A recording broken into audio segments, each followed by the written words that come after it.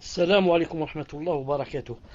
إن الحمد لله نحمده ونستعينه ونستغفره ونعوذ من شرور أنفسنا ومن سيئات أعمالنا. من يهده الله فلا مضل له ومن يضلله فلا هادي له، وأشهد أن لا إله إلا الله وحده لا شريك له، وأشهد أن محمدا صلى الله عليه وسلم عبده ورسوله. يا أيها الذين آمنوا اتقوا الله حق تقاته ولا تموتن إلا وأنتم مسلمون. يا أيها الناس اتقوا ربكم الذي خلقكم من نفس واحدة وخلق منها زوجها وبث منهما رجالا كثيرا ونساء، واتقوا الله الذي تساءلون به والأرحام إن الله كان عليكم رقيبا. يا أيها الذين آمنوا اتقوا الله وقولوا قولا سديدا يصلح لكم أعمالكم ويغفر لكم ذنوبكم، ومن يطع الله ورسوله فقد فاز فوزا عظيما. ألا إن أصدق الكلام كلام الله، وخير الهدي هدي محمد عليه الصلاة والسلام، وشر الأمور محدثاتها، وكل محدثة بدعة، وكل بدعة ضلالة، وكل ضلالة في النار. حياكم الله تعالى en cette soirée du samedi 30 Rabi' al-Awwal. Et pour certains c'est le premier Rabi' al-Thani 1435 de l'Hégire, correspondant au 1er février 2014. Nous sommes, Inch'Allah Ta'ala, avec le cours numéro 34 dans le livre Le dogme du monothéisme de Cheikh Fawzan Hafidahullah Ta'ala. Le cours d'aujourd'hui, bi'idhnillahi Ta'ala, c'est les exorcismes, c'est-à-dire le plus ruqya et les talismans. Une seconde, Inch'Allah Ta'ala, je prépare la souris, une seconde. Donc, salam alaikum, encore une fois. Donc, le cours d'aujourd'hui, comme je disais, c'est sur les exorcismes et les talismans. Les exorcismes, c'est ruqya. Et le pluriel de ruqya, c'est ruqa, comme on va voir, Inch'Allah Ta'ala. Taïb.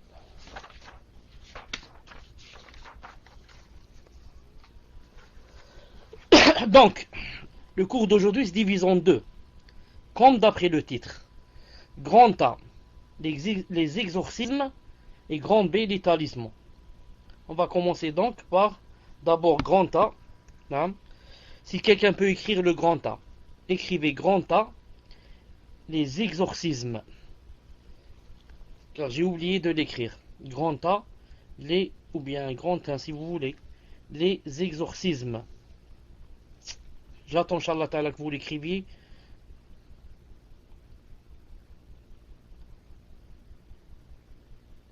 D'abord, est-ce que vous m'entendez? Voilà. Grand A, les exorcismes. Ça veut dire quoi? Ça veut dire ruqa.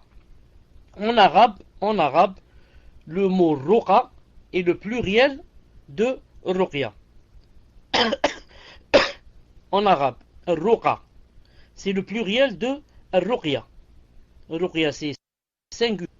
Et le pluriel, ruqa, c'est l'invocation prononcée en vue de guérison d'une maladie quelconque, comme la fièvre ou bien la possession. Ici, dans le livre, celui qui a traduit, il a dit quoi? Au lieu de la possession, l'épilepsie. L'épilepsie. Alors que Cheikh Fawzan Hafidallah a dit sara. Sara, c'est le fait de tomber par l'action d'un djinn. Quand on est possédé, ça s'appelle sara. On tombe par terre et on commence à se débattre. Celui qui a traduit a dit l'épilepsie. L'épilepsie, ce n'est pas une possession. L'épilepsie, c'est une maladie jusqu'à présent incurable. On ne lui a pas trouvé de guérison. C'est pour ça que j'ai dit jusqu'à présent. Sinon, comme a dit le prophète sallallahu alayhi wa sallam, il n'y a pas une maladie qui n'a pas de remède. Il n'y a pas une maladie qui n'a pas de remède. Comme ça a dit le prophète sallallahu alayhi wa sallam. Ensuite, il a dit alimahu min alimahu wa jahilahu min jahilahu. Yani que sache celui qui sait et ou bien ignore celui qui ignore. C'est-à-dire que toute maladie a un remède, mais seulement le remède, les médecins ou les spécialistes ne le connaissent pas, c'est tout. Sinon il existe. Al-Muhim. Cheikh Fawzan Hafidallah dit en arabe, le muqa est le pluriel, et le pluriel de ruqya. Donc ruqa, c'est le pluriel de ruqya. Ruqya, c'est singulier Ra, c'est pluriel. Et c'est quoi ruqya? Qu'est-ce que ça veut dire ruqya? On dit je veux une ruqya. Ruqya, ça veut dire c'est l'invocation qu'on prononce de guérison d'une maladie quelconque, comme la fièvre ou la possession. Donc c'est ce qu'on lit. Ce qu'on lit, ça s'appelle ruqya. Ceci s'appelle également al-azaim, pluriel de azima, incantation. Donc, ou bien c'est ruqya, ou bien azima, pluriel azaim, ruqa. Ça s'appelle aussi incantation. Et ça se divise en deux sortes. Ça se divise en deux sortes.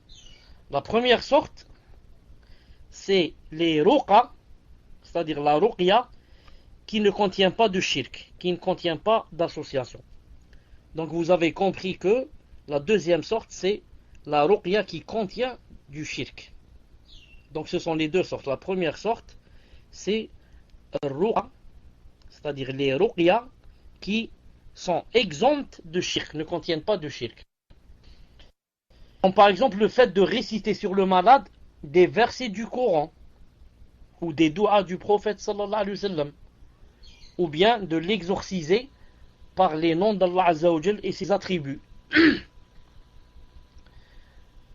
Ceci, ce qui est permis, car cela a été fait, recommandé et autorisé par le prophète sallallahu alayhi wa sallam. Donc, si quelqu'un est malade et on va lire sur lui des versets du Coran, ou bien on va faire des doigts en citant les noms d'Allah Azza wa Jal, ou bien par ses attributs, ceci est fait, ceci est permis, dit Cheikh Hafidahullah, car cela a été fait, recommandé et autorisé par le prophète sallallahu alayhi wa sallam, 3 fois, 3 choses. Cela a été fait, recommandé, autorisé par le prophète sallallahu alayhi wa sallam. D'après Aouf بن مالك رضي الله تعالى عنه قال كنا نرقي في الجاهلية فقلنا يا رسول الله كيف ترى في ذلك فقال أعرضوا علي رقاكم لا بأس بالرقى ما لم تكن شركا رواه مسلم.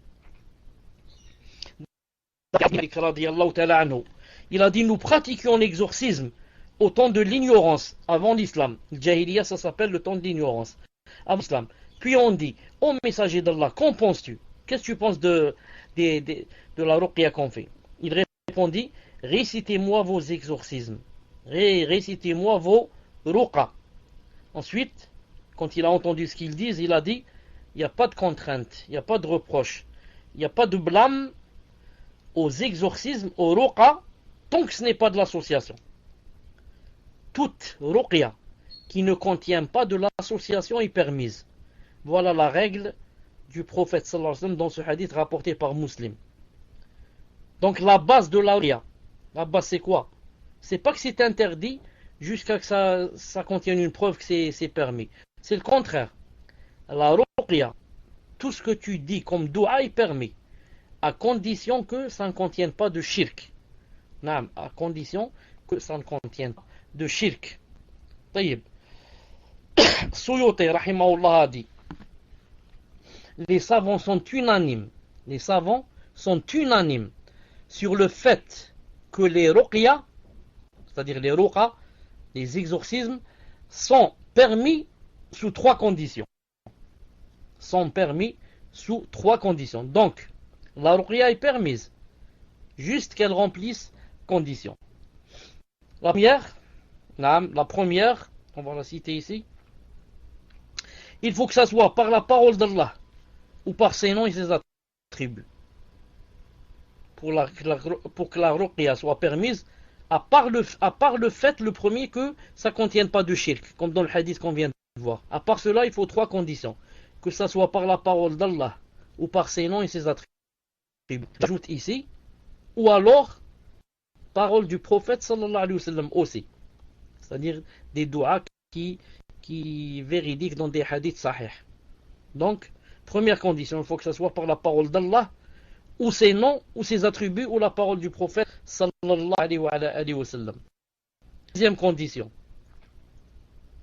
qu'elle soit en arabe compréhensible. Qu'elle soit en arabe et compréhensible. Donc la première condition, que ça soit en arabe Et la deuxième, compréhensible. Il se peut que ça soit en arabe, d'un arabe incompréhensible. Pourquoi que ça soit compréhensible? Pourquoi les savants ont ajouté cette condition compréhensible? Pour que je comprenne ce que tu dises. Car il est possible que ça soit en arabe, mais que tu dises des choses qui contiennent du shirk. Ou alors que tu es en train de parler avec des djinns. Tu es en train d'implorer des djinns et de leur dire de venir assister, de m'aider, et je vais vous égorger quelque chose, etc. Car je ne comprends pas ce que tu dis. Et maintenant, si je comprends ce que tu dis, hein, si jamais il y a quelque chose, je t'arrête. Je te dis non, ça c'est haram, dis pas ça. Et comme ça. Donc il faut que ça soit en arabe, d'un arabe compréhensible. Troisième condition. Il attester que la ruqya n'est pas une guérison en elle-même, mais par la volonté d'Allah Azza wa Jal. C'est-à-dire, si tu crois que la ruqya elle-même peut donner la guérison, on va rentrer dans le shirk. Mais il faut que tu attestes donc que c'est bi'idnillahi, bimashi'atihi, par sa volonté et sa permission, que la personne guérisse. C'est pas la ruqya elle-même qui guérit. Ça se trouve, vous pouvez lire ça dans Fath al-Majid, page 135. Fath al-Majid, page 135. Cheikh Fawzan Hafidahullah dit, sa modalité, maintenant comment on fait la ruqya? Consiste à lire et souffler sur le patient, lire et souffler sur le patient. Souffler, c'est-à-dire, yani, juste comme ça, yani, on fait sortir un petit crachat comme ça de la bouche de celui qui lit. C'est pas cracher, mais juste faire comme ça.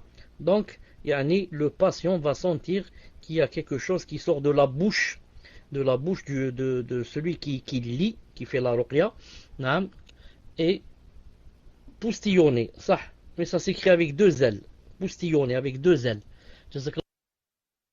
Donc, lire, souffler sur le patient ou lire, il a dit aussi, Afwan, il a dit, à part poustillonner, il a dit lire sur de l'eau. Voilà, lire sur de l'eau pour lui donner à boire. D'après Cheikh Fawzan Hafidahullah, il dit tu prends un verre d'eau, tu lis dessus. Par exemple, le Fatiha, ou bien le Kursi, ou bien Qul Huwallahu, Qul A'udhu bi Rabbil Falaq, Qul A'udhu bi Rabbin Nas. Ou bien, ensuite, tu donnes, il a dit, pour lui donner, on donne à boire aux malades. On donne à boire aux malades. Il a dit ceci, selon le hadith de Thabit ibn Qais, disant que le prophète sallallahu alayhi wa sallam, de la terre de Bothan, d'un certain endroit, l'aurait mis dans une coupe, puis aurait soufflé dedans en mettant de l'eau. Ensuite, il l'aurait versé sur lui. Ce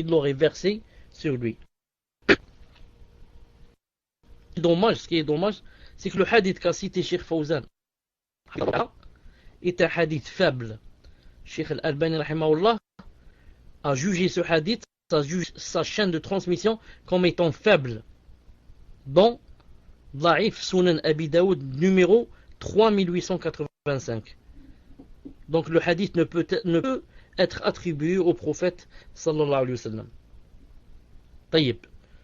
Donc, d'après Cheikh Fawzan, on peut lire sur de l'eau et donner aux malades à boire, ou bien on boit nous-mêmes. C'est basé sur un hadith, mais Cheikh Al-Albani a dit ce hadith est daif, est faible. On va revenir, Inch'Allah Ta'ala, à la fin du cours. Donc, yani, est-ce que c'est permis de lire, n'est pas permis? Mais si j'oublie, rappelez-moi. Car c'est important. Donc, ça c'est quoi? C'était la première sorte. La première sorte, de quoi? La première sorte d'exorcisme. Et c'est, je répète ici, j'affiche la première sorte. C'est la ruqya qui ne contient pas de shirk. D'ailleurs, maintenant on va voir, Inch'Allah Ta'ala, la deuxième sorte. La deuxième sorte de ruqya, celle qui contient le shirk. Les ruqya qui contiennent du shirk. D'ailleurs, il s'agit de ruqa qui ne sont guère exemptes d'association à Allah Azza wa Jal, et dans lesquelles on implore l'aide, invoque et sollicite le secours et la protection d'autres qu'Allah Azza wa Jal, tels que les ruqa, pluriel, tels que les ruqa par les noms des djinns, anges, des prophètes et des saints. Donc ceci consiste à invoquer autre qu'Allah Azza wa Jal. Donc c'est une pratique considérée comme une association majeure. Ceci est considéré comme une association majeure. Shirk al-Akbar. Quant à l'exorcisme, la ruqya, prononcé dans une autre langue que l'arabe, ou bien d'une manière qu'on ne comprend pas, il est strictement interdit. C'est strictement interdit. Pourquoi? Comme j'ai dit tout à l'heure, de peur que ça comporte de la mécréance, de l'association sans s'en rendre compte. Vous avez compris? Quand quelqu'un va lire avec une autre langue que l'arabe qu'on ne comprend pas, par exemple. Un chinois va faire la ruqya et il va commencer à lire en chinois. Un allemand va nous faire une ruqya et il commence à lire en quoi? En allemand. Mais on ne comprend pas ce qu'il est en train de dire. Ou bien en arabe, mais il va parler entre ses lèvres. Je ne comprends pas et je n'entends pas ce qu'il est en train de dire. Ou bien, bien sûr, il va parler comme ça très vite et dire des mots que je ne comprends pas en arabe. Moi je connais l'arabe, mais je ne suis pas en train de comprendre ce qu'il est en train de dire. Ici des phrases, c'est pas que si jamais sur ce qu'écrivent les sorciers, vous allez trouver qu'ils écrivent en arabe. La plupart écrivent en arabe, mais ils écrivent des phrases que vous ne comprenez pas. Des mots comme ça, Allah, ensuite des mots comme ça, pachacho, cha-cha-cha. Et qu'est-ce qu'ils ont dit? Pour nous, on ne comprend pas. Pour eux, c'est compris. Ils sont en train de dire des mots que les djinns aiment, des shirks, des associations que les djinns aiment qu'on dise, et ce sont des implorations, des invocations des djinns, etc. Non, ça, il a dit, c'est strictement interdit. Ça peut comporter de la mécréance de l'association sans qu'on se rende compte. Tout ça, c'est quoi? Tout ça, c'est grand tas. Car on avait dit que le cours, c'était quoi? On reprend. On avait dit que le cours, si vous vous rappelez, on avait dit ça se divise en deux. On avait dit, il y a quoi? Les exorcismes ruqa et les talismans. Tout à l'heure, Fawzi avait écrit grand A, les exorcismes. Maintenant, on va à grand B, c'est-à-dire les talismans. Grand B, les talismans ou amulettes. Ça s'appelle aussi amulettes. C'est pas les allumettes, les amulettes. Amulettes, qui aussi at-tama'im, le pluriel de tamima. Le pluriel de tamima. Ça s'appelle at-tama'im. At-tama'im, pluriel de tamima. Talisman. Ça s'appelle tamima. Ce mot en arabe, tamima, et le pluriel, son pluriel c'est tama'im, c'est quoi? C'est ce qu'on met, écoutez bien, ce qu'on met autour du cou des jeunes enfants contre le mauvais œil. Ce qu'on met autour du cou des jeunes enfants, pas spécialement des jeunes enfants, il y a même des personnes âgées qui le mettent. Ce qu'on met autour du cou,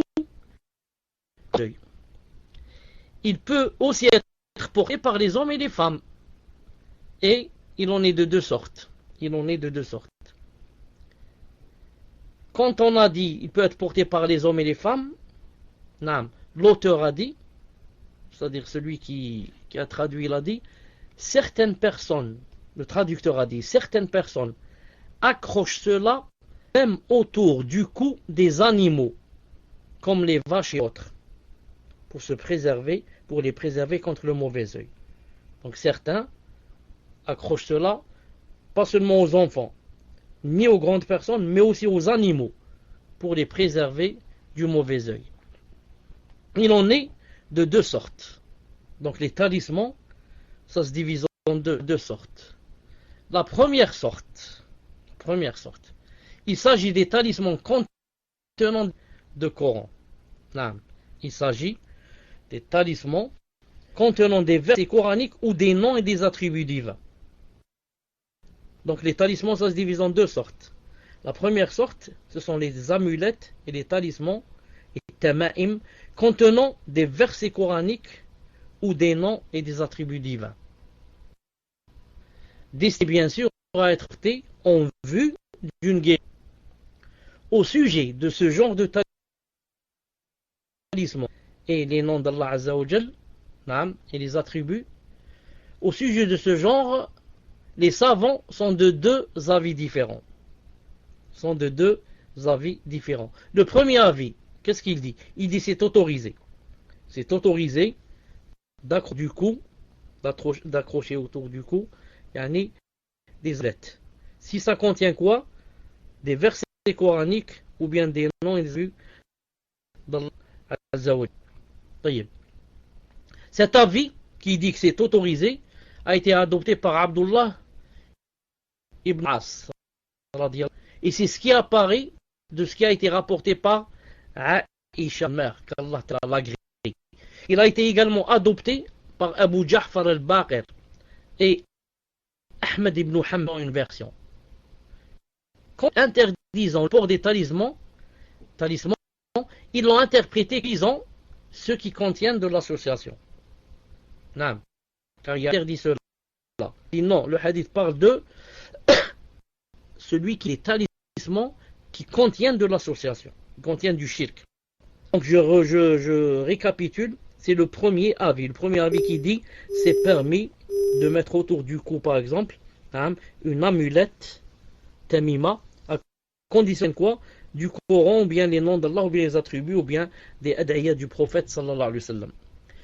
Le deuxième avis va vers l'interdiction. C'est totalement interdit de porter quelque chose autour du cou. Cet avis était par Abdullah ibn Mas'ud et Abdullah ibn Abbas radiyallahu ta'ala anhuma. Et c'est ce qui apparaît de la parole de Hudayfa et Uqba ibn Amr ibn Hakim. Il est également, certains disent ibn Hakim, il est également soutenu par un groupe de disciples des tabi'in, tels que les compagnons d'Ibn Mas'ud, ainsi que par Ahmed radiyallahu ta'ala anhu, selon une autre verset adoptée par beaucoup de ses adeptes et confirmée par les dernières générations parmi ses adeptes. En effet, ceux qui ont interdit cela, le fait d'accrocher une tamima sur le cou, autour du cou, se sont basés sur le hadith rapporté par Abdullah ibn Mas'ud radiyallahu ta'ala anhu, où le prophète alayhi salam a dit Inna al-ruqa wa-tama'ima wa-tiwala shirk. Inna al-ruqa wa-tama'im wa-tiwala shirk. Certes, les exorcismes, les talismans, là, sont de Allah Azza wa Jal. Voir Silsila Sahih 2972. Voir Silsila Sahih de Sheikh Al-Albani 2972. Donc il a dit quoi? Que Ruqa, pluriel de Ruqya, les Tama'im, ce qu'on vient de voir maintenant, les amulettes, ou Tiwala, les trois sont du shirk. Les trois sont du shirk. Tiwala, pour ceux qui ne savent pas ce que c'est, Tiwala c'est quoi? Il a dit les exorcismes, les talismans et Tiwala sont de shirk. C'est quoi Tiwala? Tiwala est un objet fabriqué dont certains prétendent qu'il fait que la femme soit aimée par son époux, vice-versa. Tiwala, quelque chose qu'on accroche, par exemple autour du cou, spécialement dans le but que quoi? Za'ma. Si j'accroche cette chose autour du cou, mon époux ou mon épouse va m'aimer, et si c'est elle qui met la tiwala, ça veut dire que son époux va l'aimer. Cet avis qui dit que ce n'est pas d'accrocher des amulettes autour du cou, d'après Cheikh Fawzan Hafidallah, c'est l'avis le plus correct. Il a dit c'est l'avis le plus correct, le plus fort. Il a cité trois causes pour cela. La première cause, il a dit, car l'interdiction comprise dans le hadith ci-dessus, générale et sans exception. Il a dit l'interdiction citée dans le hadith plus haut, est quoi? Est générale. C'est quoi le hadith plus haut? Quand il a dit, l'exorcisme, les talismans et les tiwa sont du shirk. Il a cité les talismans. Les talismans, c'est tout ce qu'on accroche autour du cou. Il a dit c'est du shirk. Il n'a pas dit sauf si ça contient du Coran ou autre chose. Comme ça dit Cheikh Fawzan, il a dit le hadith est général. Il a cité les talismans. Et les talismans, c'est tout ce qu'on accroche autour du cou. Et le prophète sallallahu alayhi wa sallam n'a pas dit sauf si ça contient du Coran, du hadith ou les noms d'Allah ou les attributs. Il a dit les talismans, c'est du shirk. Donc ça c'est quoi? C'est la première raison pour laquelle Cheikh Fawzan dit c'est interdit d'accrocher quelque chose autour du cou. La deuxième raison, il a dit cela fait obstacle à tout autre prétexte conduisant à porter ce qui est interdit. Qu'est-ce que ça veut dire? Ça veut dire si on prend de l'avis qui c'est du Coran, le premier avis comme ça, dit permis d'accrocher quelque chose si ça contient du Coran ou bien les noms divins ou bien les attributs. Il a dit, donc maintenant si on va prendre donc d'autres, qu'est-ce qu'ils vont faire? Ils vont accrocher d'autres choses, écrire des choses qui contiennent des implorations du djinn ou je sais pas quoi, et les mettre au-dessus dans le cou, et toi tu ne peux pas vérifier. Tu ne peux pas dire à chaque personne qu'est-ce que tu as mis dans le cou, parce que la feuille là qu'on va mettre, on va la mettre enveloppée par du cuir, etc. pour que ça se gâche pas. Tu ne vas pas dire à chaque dis-moi ce que tu as autour du cou, je vais vérifier si ça contient les noms d'Allah et le Coran ou ça contient autre chose. Tu peux pas. Maintenant donc si tu prends de l'avis qui dit c'est interdit, personne ne va mettre quelque chose autour du cou. Ni haram ni halal. Mais par contre, si tu dis c'est permis de mettre les noms d'Allah autour du cou, de les accrocher, il y en a d'autres qui vont mettre pas du shirk, etc. Et tu ne peux pas t'interdire parce que tu ne peux pas vérifier. Il a dit on leur ferme la porte. C'est la deuxième cause. La troisième cause. Car quand on accroche quelque chose contenant des versets du Coran, cela a le profaner. Comme lorsqu'on fait ses besoins, etc. Maintenant, si tu dis que c'est permis d'accrocher autour de quelque chose qui contient du Coran, ou les noms divins, on les attribue, cela mène à quoi? Cela mène à profaner ce que tu as sur le cou. Donc, ça amène à profaner le Coran et les versets, parce que tu vas rentrer avec dans les toilettes. Chaque fois dans les toilettes, tu vas enlever la chaîne que tu as autour. Des fois, c'est difficile d'enlever. Dans plusieurs cas, tu oublies. Ensuite, tu fais des choses intimes avec ton époux ou ton épouse. Et des fois, quand tu es seul, tu te trouves nu. Et comme ça, donc, tu seras obligé de profaner les noms d'Allah et le Coran qui sont autour de ton cou. Il a dit, pour ces trois raisons, l'avis le plus sûr, le plus fort, c'est de dire c'est interdit d'accrocher quelque chose autour du cou, même si ça contient du Coran et autre chose. Tout cela, si vous vous rappelez, c'est quoi? C'est la première sorte. Car on avait dit qu'il y avait deux sortes. La première sorte, c'est les talismans, contenant des versets coraniques ou des noms et des attributs d'Allah. Maintenant, c'est quoi? Et on a dit que l'avis le plus fort, c'était interdit d'accrocher ça autour du cou. Maintenant, c'est quoi la deuxième sorte? On va voir la deuxième sorte. La deuxième sorte, c'est les talismans contenant autre chose que le Coran, tel un collier, des coquillages, des fils, des sandales, des clous, de démons et de djinns et d'incantations. Vous avez remarqué beaucoup de gens qui mettent autour du cou des talismans, si au moins ça contenait des attributs. Mais ça contient autre chose que les noms d'Allah et les attributs, tels que des colliers, des ossements, comme ça, c'est des coquillages, des fils, des sandales comme ça, des clous, la main de Fatma. On trouve ça surtout si vous avez remarqué, surtout chez les Africains. Non. Beaucoup, yani, autour du cou, là autour de la main, ou bien autour des ossements et des coquillages et des trucs comme ça, qui croient que ça porte bonheur ou bien ça enlève le mauvais œil. Donc ça c'est la deuxième sorte. Cheikh Hafidallah dit, il s'agit d'objets. Il a dit, il s'agit d'objets portés par certains individus, mais contenant autre chose que le Coran, tel qu'un collier, des ossements, des coquillages, des fils, des sandales, des clous, des noms de démons et de djinns. Ceci est strictement interdit. Et c'est de l'association à Allah Azzawajal, du fait que de telles pratiques reposent sur autre chose qu'Allah Azzawajal, ou ses noms, ou ses attributs, ou ses versets.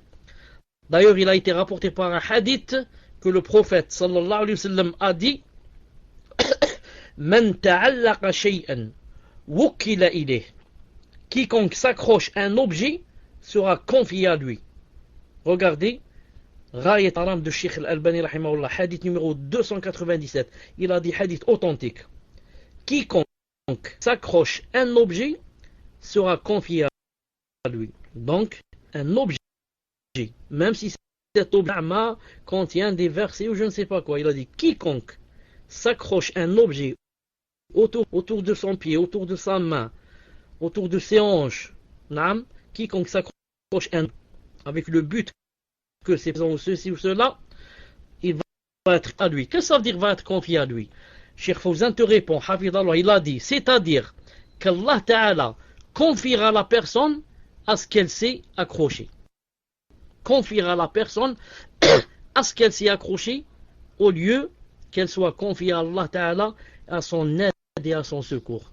Ainsi, c'est ce que je disais, moi je l'ai dit, maintenant Cheikh Fawzan dit, ainsi, celui qui s'accroche à Allah cherche refuge auprès de lui et renvoie son, Allah Ta'ala s'en chargera, lui rapprochera tout ce qui est loin, de lui et lui facilitera tout ce qui est difficile. Par contre, celui qui s'accroche à autre chose qu'Allah, comme un coquillage ou l'autre chose, tels que les êtres créés, les talismans, les médicaments et les tombeaux, alors Allah Ta'ala le confiera à de telles choses qui ne lui profitent en rien et ne détiennent pour lui ni bien ni mal. Ainsi, il sa foi et rompt les liens avec Allah Ta'ala qui va l'abandonner. Il incombe aux musulmans de sauvegarder sa croyance de tout ce qui peut l'altérer ou lui porter atteinte. Donc, il ne doit prendre de médicaments qui ne sont pas permis, ni se rendre chez les fabulateurs et les charlatans pour leur solliciter la guérison des maladies, car ils rendront malade son cœur et sa foi. Quiconque place sa confiance en Allah, Allah lui suffit. Comme il a dit dans le Coran, il a dit وَمَنْ يَتَوَكَّلْ عَلَى اللَّهِ فَهُوَ حَسْبُهُ 65, 3. Et quiconque place sa confiance en Allah, Allah Ta'ala lui suffit. Allah Ta'ala lui suffit. C'est pour cela il a dit, il ne faut pas par exemple prendre un médicament haram. Car le prophète Islam a dit que Allah Ta'ala n'a pas donné de guérison, n'a pas placé la guérison dans le haram. Donc, si tu prends les médicaments, il faut prendre des médicaments halal. Et ensuite, dit c'est pas le médicament qui guérit. Plusieurs gens ont pris des médicaments, ne sont jamais guéris. Et plusieurs gens n'ont pas pris de médicaments et ont été guéris. C'est que si je prends le médicament, je prends d'abord elle et je mets mon cœur que c'est Allah Ta'ala qui me guérit. C'est juste un sabab. Le cheikh dit, certains individus accrochent de telles choses sur eux, et certains individus accrochent de telles choses sur eux, par exemple autour du cou, sans être réellement malades. Ils sont plutôt atteints par une maladie imaginaire, qui est quoi? Qui est la peur du mauvais œil et de la jalousie. maladie imaginaire. Ils ont des waswas. Ils ont des waswas. Toute chose, il va dire, c'est le mauvais œil, c'est la jalousie. C'est le mauvais œil, c'est le malheur. Dans tout, naam. Ainsi, il se peut qu'ils soient dans leur voiture, sur leur monture, à la porte de leur maison ou de leur magasin. Mais tout cela n'exprime qu'une faible foi et une confiance fragile en Azzawajal. Telle est la véritable maladie qu'il faut corriger, qu'il faut en apprendre, et la croyance correcte bi'idnillahi ta'ala. Naam. Fin du cours. Allahumma bihamdik, ashhadu an la ilaha illa ant, astaghfiruka wa atubu ilayk. Assalamu alaikum wa rahmatullahi wa barakatuh.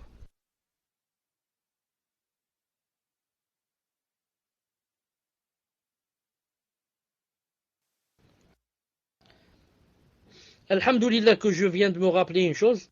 Alhamdulillah que il ne faut pas se baser beaucoup sur, comme je vous disais maintenant, naam, car je vous disais qu'il fallait me rappeler en ce qui concerne le fait de boire de l'eau pour faire la ruqya. Naam. Tout un alhamdulillah. Malik, alhamdulillah. Jazakallahu khairan pour ta niya. Je disais, Cheikh Fawzan Hafidahullah avait cité un hadith comme quoi on pouvait lire de l'eau, lire sur de l'eau et la boire par exemple. Ou alors se laver avec, même s'il n'a pas cité lui se laver avec. Mais c'est dommage, c'est quoi? C'est que le hadith est faible. Le hadith est faible. Mais je vais vous dire ce qu'ont dit les ulama, les savants, sur le fait par exemple de boire de l'eau, lire l'eau et le boire, et boire cette eau. Une seconde, hein. Juste, je fais sortir le fichier. Une seconde. Yep.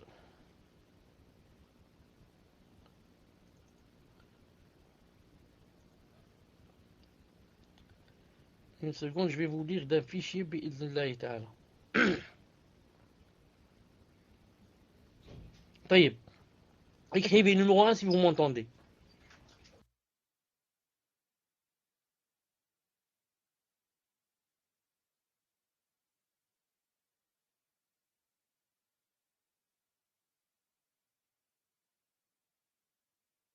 Donc, il faut que vous sachiez que les savants ont divergé sur le fait, est-ce que c'est permis, est-ce que ça se fait, le fait de lire sur de l'eau et de boire, par exemple, ou bien, ça se fait permis. Il y a deux avis, bi'idhnillahi ta'ala. Le premier avis, celui qui dit que ça ne se fait pas, ce n'est pas dans la sunna, et ça ne se fait pas. C'est l'avis de qui? C'est l'avis de Cheikh Al-Albani rahimahullah et l'avis de Cheikh Rabi' hafidahullah.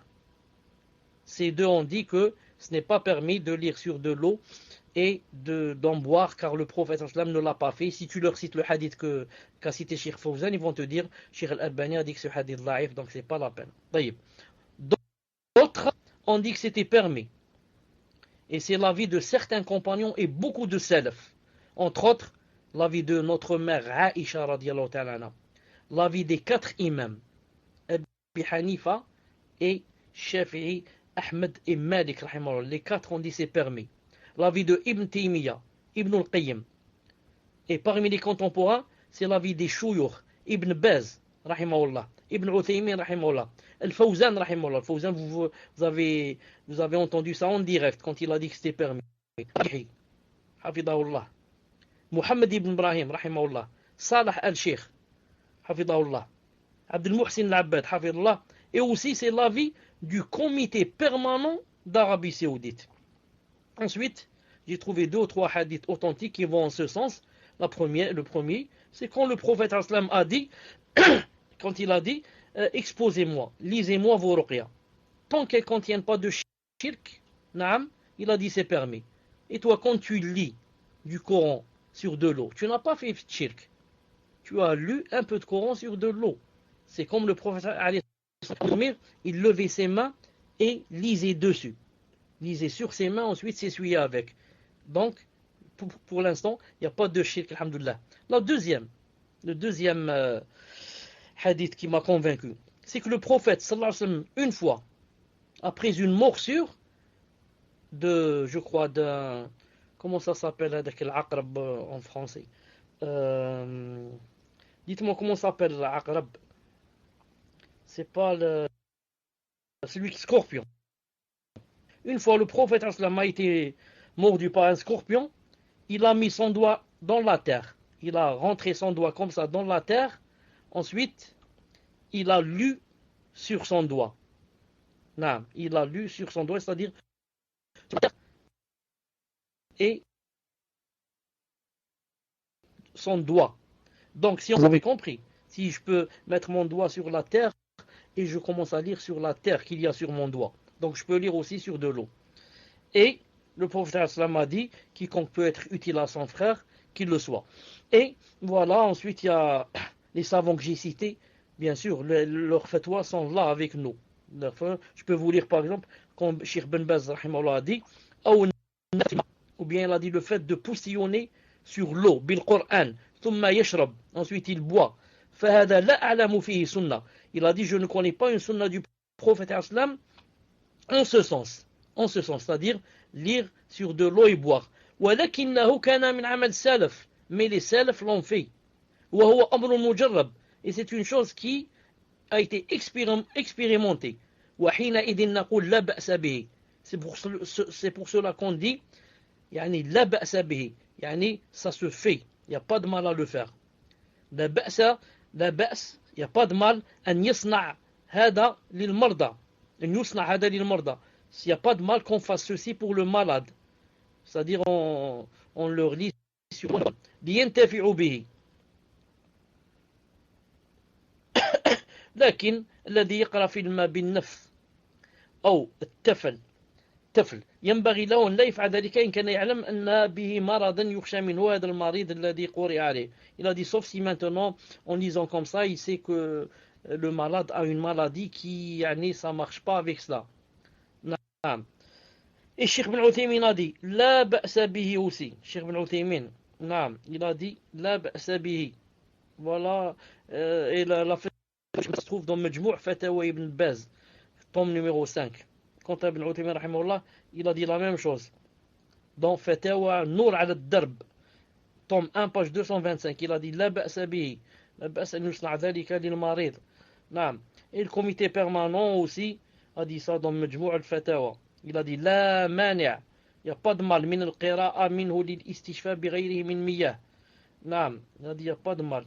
Et Cheikh Fawzan, il a dit ici Rajihi dans un lien que j'ai devant moi, et Muhsin al-Abbad aussi a dit qu'il y a ça de Aïcha radiyallahu ta'ala anha, et il a dit qu'elle ne voyait pas de mal à ce qu'on lisait sur de l'eau. Ensuite on donne au malade de boire, ou bien on verse sur le malade. Lorsqu'il a expliqué Sharh Sunan Abi Daoud, dans son livre Sharh Sunan Abi Daoud, et aussi Salah al-Sheikh rahimahullah ta'ala, hafidahullah ta'ala. Voilà, subhanak Allahumma bihamdik, ashhadu an la ilaha illa anta, astaghfiruka wa atubu ilayk. Assalamu alaykum wa rahmatullahi wa barakatuh.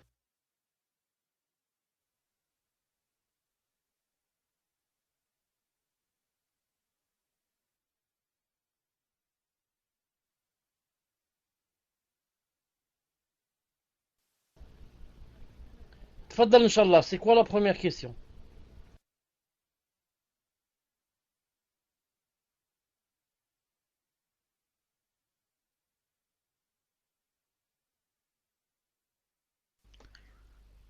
Assalamu alaikum wa rahmatullahi wa barakatuh. Le son n'est pas trop fort, Inch'Allah.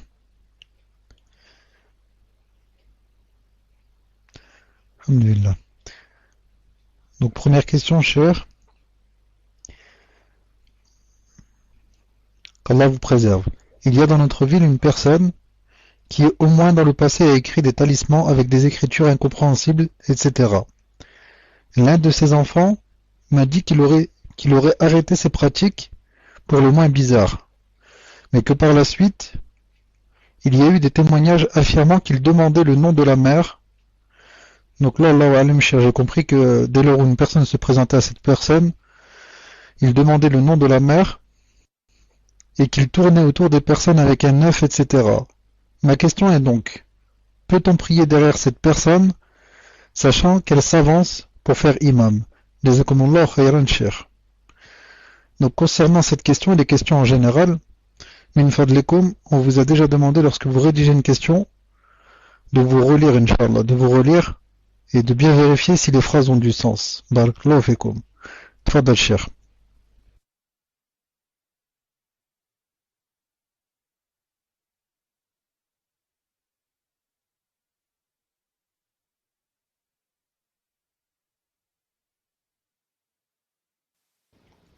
Les savants disent quand on prie, si on prie derrière une personne qui fait le petit shirk, c'est permis.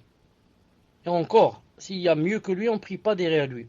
Mais si on prie derrière une personne qui fait le grand shirk, c'est pas permis. Non, donc il faut être sûr, est-ce que la personne maintenant fait le grand shirk ou bien fait le petit shirk. Dans tous les cas, s'il y a une deuxième mosquée, il vaut mieux aller à la deuxième mosquée où il n'y a pas ce genre de personnes, bi'idnillahi ta'ala. Non.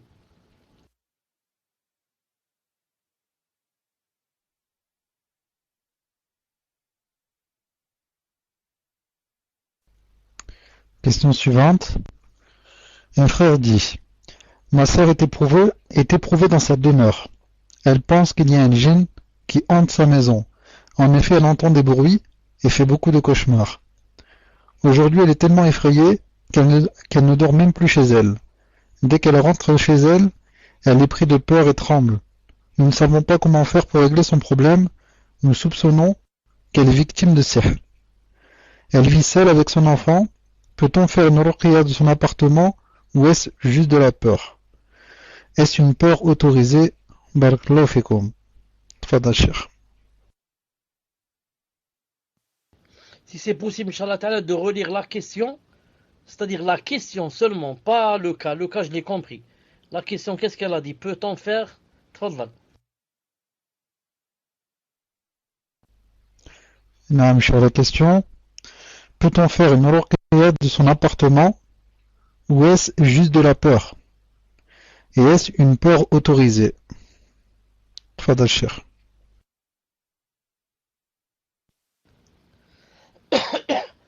La ruqya de la maison, ça se fait pas comme dit Cheikh Rabi Hafidahullah. Il a dit, on fait la ruqya à la personne, pas à la maison. Il n'y a pas dans la sunna que le prophète al-Islam faisait ruqya à la maison. La ruqya, on l'a fait à la personne elle-même qui a du sihr ou bien du djinn ou bien le mauvais œil. Ça d'un côté. De l'autre, je conseille. Non, si après la ruqya, que yani, ça ne marche pas à la ruqya de la personne, et qu'elle a toujours les mêmes waswas, etc., je lui conseille de changer de maison. De changer de maison, comme dans le hadith du prophète sallallahu alayhi wa sallam. Hadith rapporté par Abu Daoud, Cheikh Al-Albani a dit authentique, où des gens ont dit au prophète alayhi wa sallam, on lui a dit, on était dans une maison, il y avait masha'Allah d'enfants, le risque, etc. Et maintenant on est dans une maison, on voit que yani, tout a diminué, etc. Il leur a dit, changer de maison, changer de maison. Les savants ont dit changer de maison. C'est pas parce que la maison elle-même, c'est elle qui diminue le risque, ou là les enfants, ou là, non. Mais c'est en ce sens que, quand une personne commence à avoir des soupçons dans sa maison et des waswas pour sa maison à elle, et penser que cette maison n'est pas bien, qu'elle contient des djinns, etc., il vaut mieux quitter cette maison. Car en quittant la maison, la personne peut guérir. Si c'est psychique, khlas, alhamdoulilah, elle va se dire, j'ai quitté la maison, donc j'ai quitté le sihr, j'ai quitté ceci, cela, et bi'idnillahi ta'ala, elle va guérir. Comme moi, je connais une personne, quand elle a senti vraiment du mal dans son ventre, vraiment du mal, on est allé, c'était grave, on l'a opéré, on l'a ouvert son ventre, on a trouvé, Allah subhanahu wa ta'ala l'afiyah, que le cancer avait quoi? Avait une métastase partout. D'ailleurs, le médecin a refermé le ventre, c'est-à-dire il l'a recousu Il a dit, il ne faut pas dire au malade, mais il lui reste seulement quelques temps. Ça s'est trop propagé. Le témoin, c'est quoi? Le témoin, les parents du malade n'ont pas dit au malade qu'il n'a pas été opéré. Ils lui ont caché ça. Et lui, il a cru que, quoi? Il a cru que le médecin l'a opéré, lui a enlevé le cancer qu'il avait, ça. Et il est resté des années, machallah.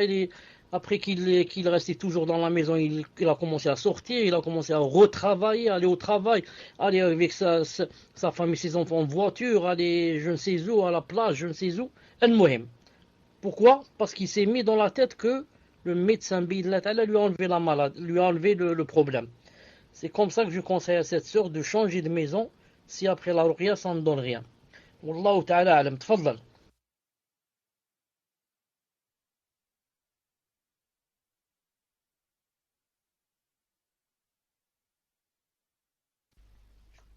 Question suivante. Cher, nous est-il permis de réciter des versets du Coran sur de l'eau et la donner à une personne sans qu'elle le sache, et donc n'a pas la niya, car elle ne pense pas qu'elle est atteinte de sorcellerie, mais juste qu'elle est malade et ne veut donc pas faire les sabab. Qu'Allah vous récompense. Tfadal, cher. Justement, Wallahu alam. Je pense, Wallahu alam, que c'est là une preuve pour voir si la personne, par exemple, a du sihr ou pas. Car des fois, quand la personne sait que on a bu sur l'eau, on a lu sur l'eau, peut-être que psychiquement, elle va dire, quand elle va boire, elle va dire j'ai mal au ventre. Mais maintenant qu'elle ne sait pas, on a lu sur de l'eau, on lui a donné, elle ne sait pas. Et elle va boire, et une minute après ou la deux, elle va dire j'ai vraiment des douleurs dans le ventre, ou là j'ai envie de vomir, ou là il y a quelqu'un qui va parler de son ventre, ou là, ce sera vraiment une preuve que quoi? Que bi'idnillahi ta'ala, elle a quelque chose, et que la ruqya a donné bi'idnillahi ta'ala, yani son fruit. Wallahu ta'ala alam. Tfaddal.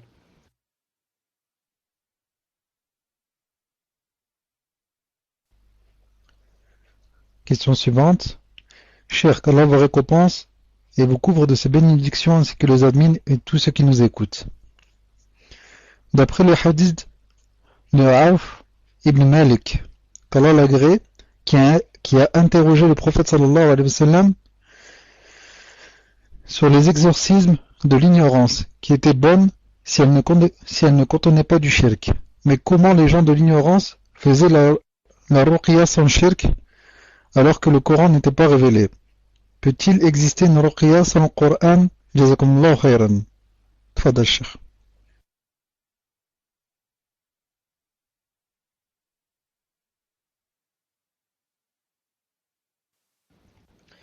طيب, une seconde, je cherche le hadith. Une seconde.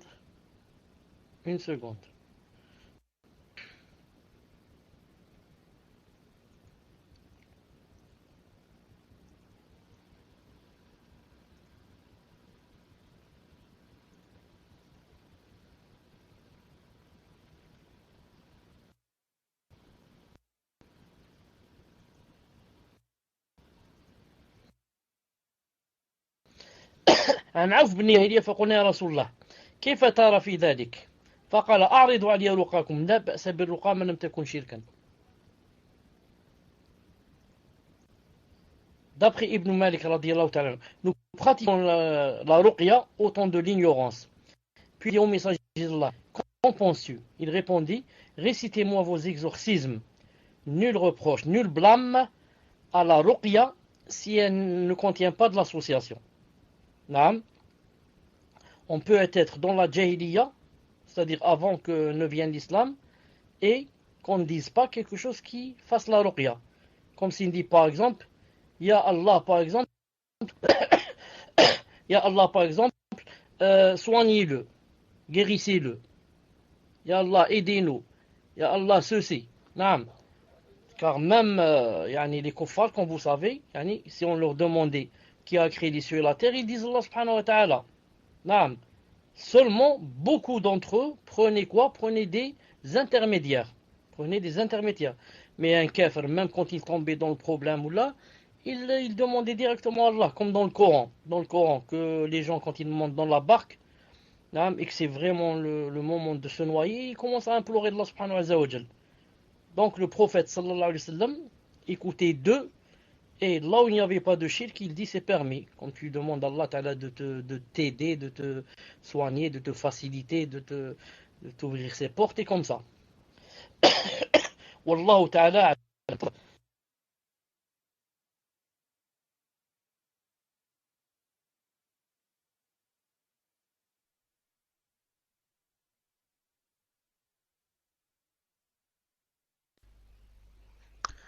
Question suivante.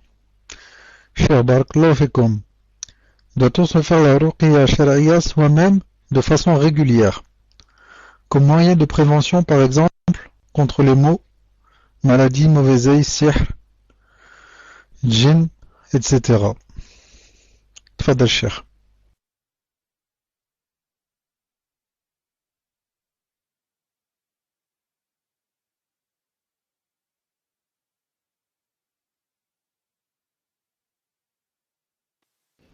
Réponse.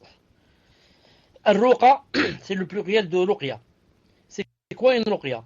C'est l'invocation prononcée en vue de guérison d'une maladie quelconque comme la fièvre ou la possession. Et c'est aussi ce qu'on prononce en vue que pour qu'on ne soit pas atteint de quelque chose. Donc vous et nous, toutes les doigts qu'on fait, comme Adkar Sabah et les invocations du soir, sont des Ruqya. Naam.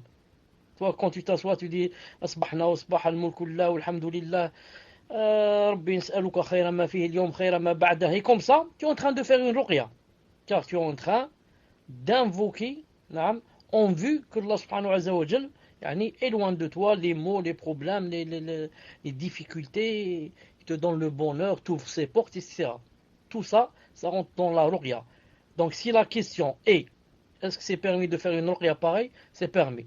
Mais si la personne veut dire par ruqya, chaque matin, chaque soir, elle va poustillonner sur l'eau et ensuite boire, le prophète n'a pas fait cela. Le prophète n'a pas fait cela.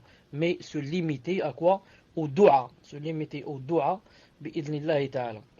Sauf bien sûr avant de dormir, la personne peut joindre entre les mains et cracher dessus et se masser avec. Ou par exemple un enfant, quand on pose sa main sur lui comme ça, des doigts, ou bien un malade, comme dit Cheikh Bin Uthaymin, il a dit quand tu vas chez un malade, c'est bien par exemple de poser ta main sur lui et lui lire comme ça, le Fatiha ou quelque chose. Naam, tfadlal.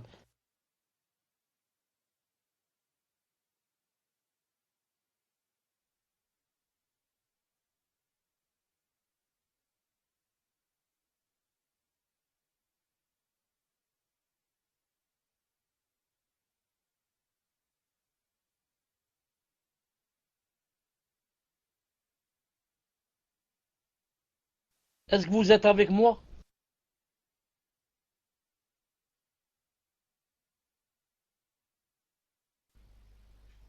Naam Cheikh, je suis là, Afwan. Question d'un frère. Cher, qu'Allah vous apporte la réussite, voici ma question. Est-ce qu'une personne non musulmane peut être atteinte de sihr, car la personne fait des crises d'épilepsie? Les médecins ont décelé un AVC. Et la personne se trompe, Allahu alam, puisqu'elle met AVC, attaque vasculaire cardiaque, c'est Axim. Et elle dit, si une personne a déjà demandé qu'on lui fasse la ruqya, peut-elle, après avoir fait tawba, espérer rentrer au paradis sans jugement ni châtiment? Barakallahu fikum. Toi d'Achir.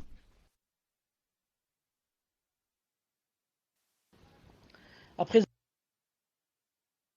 avoir fait tauba, entrer, etc. Après avoir fait tauba de quoi? Tauba de quoi? Tfadlal. De la ruqya?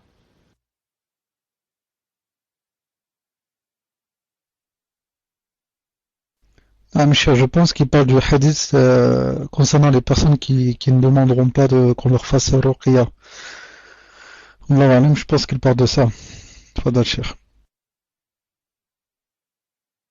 Si la personne parle de ce hadith, elle se trompe quant à son explication. Premièrement, elle a dit après que la personne fasse tauba. Si tu emploies le mot tauba, ça veut dire que tu as fait un péché. Donc d'après cette personne, si quelqu'un va faire ruqya ou demander ruqya, il a fait un péché. Or ce n'est pas vrai. Personne des savants n'a dit que si tu demandes ruqya, tu as fait un péché. Le maximum, ceux qui ont dit, tu ne participes pas parmi les 70 000, mais ils n'ont pas dit tu as fait un péché. Deuxièmement, comme dit Cheikh Ben Uthaymin, et beaucoup de savants, et c'est ça le vrai sens du hadith, il a dit, tu rentres pas dans les 70 000 dans le cas où tu fais ruqya sans raison, comme certaines personnes le font, ou bien tomber malade, comme les gens de la Jahiliya faisaient. Avant de tomber malade, il va faire ruqya. Subhanallah al-Azim. Par contre, si tu es atteint de la maladie et tu es toi-même et ça n'a rien donné, Cheikh Ibn Uthaymin dit, dans ce cas, Inch'Allah Ta'ala, il n'y a pas de mal à faire ruqya bi'idhnillahi Ta'ala. Naam. Tfadlal.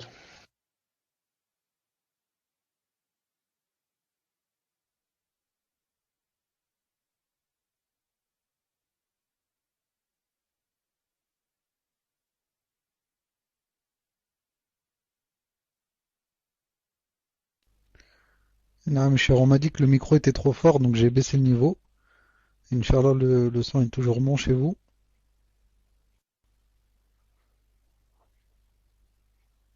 Alhamdulillah. Donc, question suivante. Qu'Allah vous récompense pour cette science que vous nous transmettez. Ma question est, comment faire la ruqya aux bébés et enfants?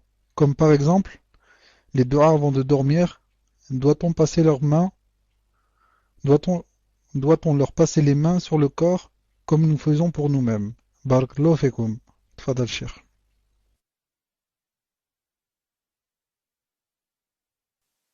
Le prophète sallallahu alayhi wa sallam posait sa main sur le Hassan ou bien le Hussein ou bien les deux. Et les deux. Et yani, leur faisait des doigts. Faisait des doigts.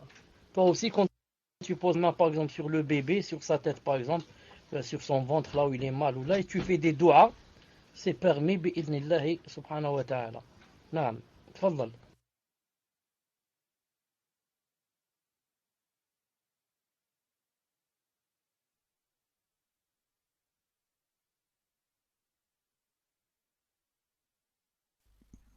Question suivante.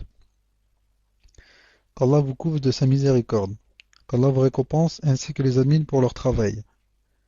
Est-il autorisé de lire des versets dans de l'eau mélangée à des feuilles de cidre, habba saouda ou autre?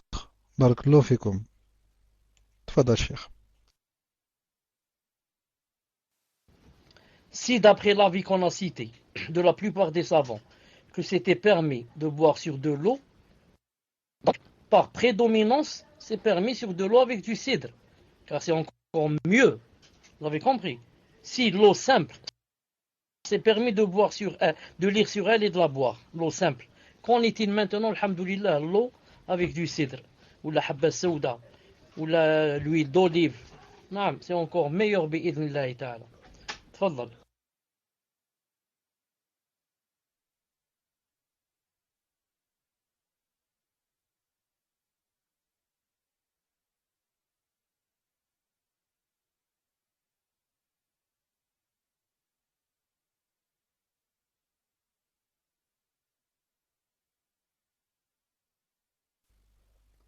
Question suivante.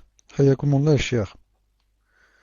Est-ce que l'ange d'Ibril, alayhi salam, descend toujours sur terre, comme évoqué dans la sourate Al-Qadr, ou alors il ne descend plus depuis la révélation? Tfadal Cheikh.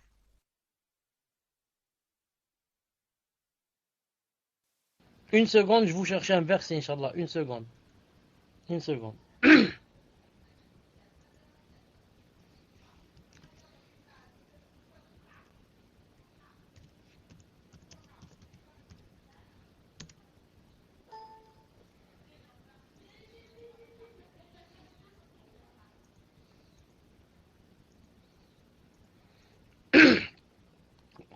Nous ne descendons que sur ton Seigneur.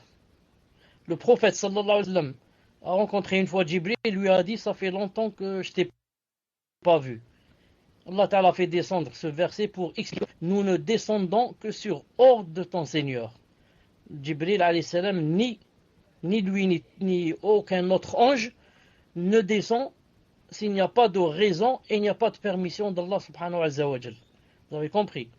Donc maintenant, Jibril alayhi salam, je crois que sa fonction se limitait à, bien sûr, donner la révélation au prophète sallallahu alayhi wa sallam. Donc question de révélation, maintenant il ne descend plus à cause d'elle. Est-ce qu'il descend à cause d'autre chose? Allahu ta'ala alam. Parce que des fois, Jibril alayhi salam lui-même est envoyé des fois pour faire des choses comme renverser une ville, comme faire tomber des choses, etc. Ça, Allahu ta'ala alam. Naam. Tfaddal.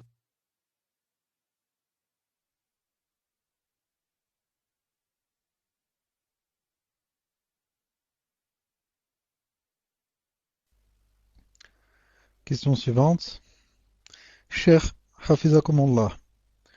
Ma question, Inch'Allah, je n'ai pas compris le hadith du prophète sallallahu alayhi wa sallam. Quiconque s'accroche à un objet sera confié à lui. Barakallahu fikum. Tfadal Cheikh. Le hadith du prophète sallallahu alayhi wa sallam veut dire. Écrivez numéro 1.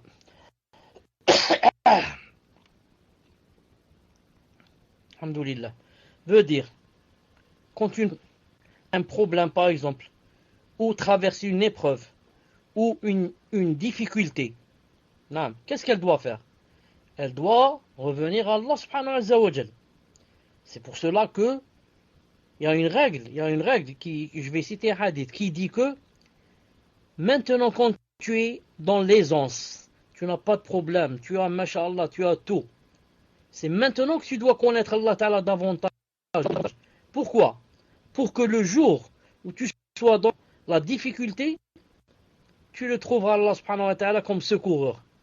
Comme a dit le prophète, il a dit Yahfadillah yahfadka. Yahfadillah tajidu tujak. Préserve Allah. C'est-à-dire préserve sa charia. Tu le trouveras en face de toi. Préserve Allah, tu le trouveras. Tu le trouveras, ça veut dire comme secoureur. El-Mouhem. Maintenant, certains gens, quand ils sont dans la difficulté, au lieu de revenir vers Allah subhanahu wa ta'ala et de lui demander de l'aide, ils vont accrocher quelque chose. Celui-là, il va accrocher la main de Fatma. L'autre, il va accrocher, par exemple, un coquillage. L'autre, il va mettre quelque chose autour de son bras. Ou il va mettre quelque chose à l'intérieur. Alors, le hadith te dit, si tu accroches quelque chose, au lieu de revenir vers Allah subhanahu wa ta'ala, Allah ta'ala va te confier à cette chose. Il va te dire, alors demande au coquillage que tu as accroché de t'enlever ta maladie.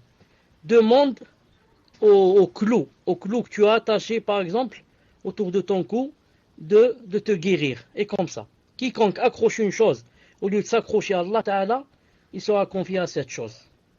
Et il n'aura pas de résultat. Bien sûr, ça va lui faire beaucoup plus mal que normalement.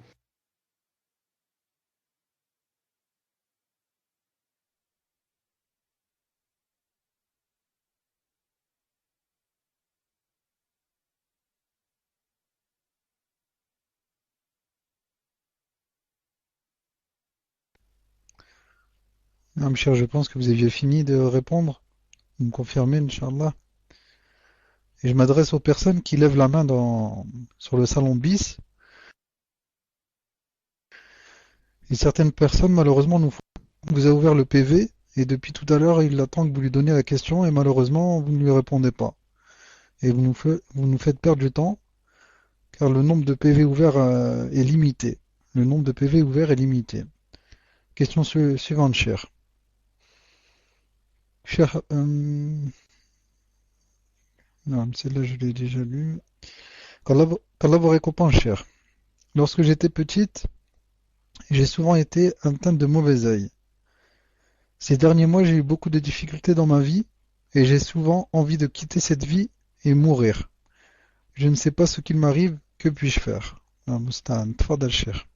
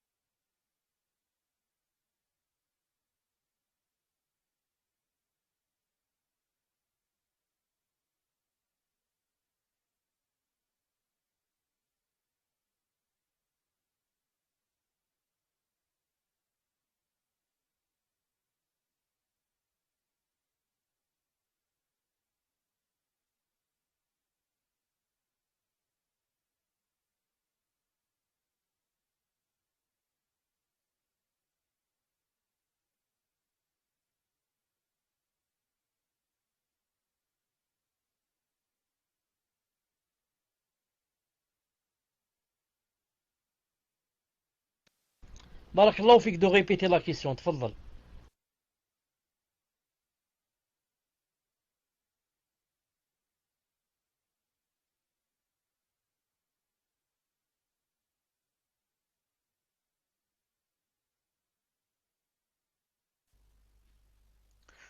Avec Mbaraka, cher, donc je vous répète, qu'Allah vous récompense, cher. Donc c'est la question d'une sœur qui dit: lorsque j'étais petite, j'ai souvent été atteinte de mauvais œil. Ces derniers mois, j'ai eu beaucoup de difficultés dans ma vie et j'ai souvent envie de quitter cette vie et mourir. Je ne sais pas ce qui m'arrive, que puis-je faire? Tfadal, cher.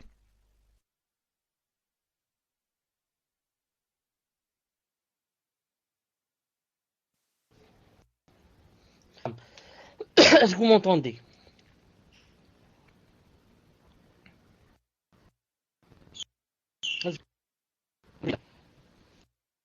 Ala yati hal, ce n'est pas la peine, Inch'Allah Ta'ala, à chaque fois que je vous demande est-ce que vous m'entendez. Quand vous m'entendez parler, écrivez numéro 1. C'est automatique. C'est pas la peine que je vous le dise, pour qu'on ne perde pas beaucoup de temps. C'est automatique. Dès que je commence à parler, écrivez numéro 1. Ensuite, vous voulez ne plus écrire, n'écrivez pas. Le mohem. Quand je commence, écrivez numéro 1. Le mohem. La personne doit revenir à Allah subhanahu wa ta'ala et s'accrocher, comme on a dit tout à l'heure. Vraiment se confier à lui et se ressaisir et faire les ibadat que se doit, faire qiyam al-lil, la prière de la nuit, faire de l'aumône. Le prophète sallallahu alayhi wa sallam a dit: Daou mardakum bis sadaqa. Il a dit: soignez vos malades avec de l'aumône. Quand quelqu'un est malade, ça c'est une maladie aussi, ce qu'elle dit ici. C'est une maladie plus grave, c'est le waswas. Donc, elle fait de l'aumône. Soignez vos maladies avec de l'aumône, comme a dit le prophète alayhi salam. Et Allah Ta'ala dit dans le Coran: et quiconque craint Allah Ta'ala, Allah lui donnera une issue favorable. Et Allah quand il donne une promesse, il la tient. Il a dit: quiconque me craint, je lui donne une issue favorable. Donc, je dis surtout à cette personne, attention de croire que le shaitan va venir et va te dire, par exemple, si tu vas mourir, ou là tu vas te suicider, que alhamdoulilah, les problèmes vont s'arrêter. Celui qui se suicide, a'oudou billah, comme dans le hadith, il sera dans Jahannam, éternellement avec la chose avec laquelle il s'est suicidé. S'il se jette d'un immeuble, il sera éternellement en train de se jeter dans l'enfer. Avec un couteau, éternellement en train de se frapper avec un couteau. Et comme ça, des milliards d'années. Et je ne sais pas combien, s'il est musulman, pour qu'à la fin de la ta'ala lui pardonne et il sort. S'il est musulman. Mais s'il dit c'est halal de se suicider, il est kafir, a'oudou billah. Tout problème qu'on a, toute épreuve, tout, il faut toujours revenir vers Allah subhanahu wa ta'ala, se confier à lui, et demander à Allah ta'ala de nous faire une issue. Bien sûr, ça n'empêche pas de faire la ruqya, ça n'empêche pas aussi d'aller chez le médecin, si c'est quelque chose qui a rapport avec une maladie, vous avez compris, de prendre des médicaments de halal, de prendre des causes, mais surtout, placer sa confiance en Allah subhanahu wa ta'ala, c'est lui qui donne l'issue favorable bi'idhnillahi ta'ala. C'est pour ça cette personne qui a posé la question, si elle va s'occuper avec le Coran, avec les cours, avec la quête de la science, avec être tout le temps avec des sœurs, aller à la mosquée, faire ceci, cela, c'est sûr que si la maladie ne part pas à 100%, 90% de la maladie va partir. Parce qu'elle n'a pas le temps de penser à cela. Maintenant, c'est la foi, masha'Allah, qui est ancrée dans son cœur. Fadlal.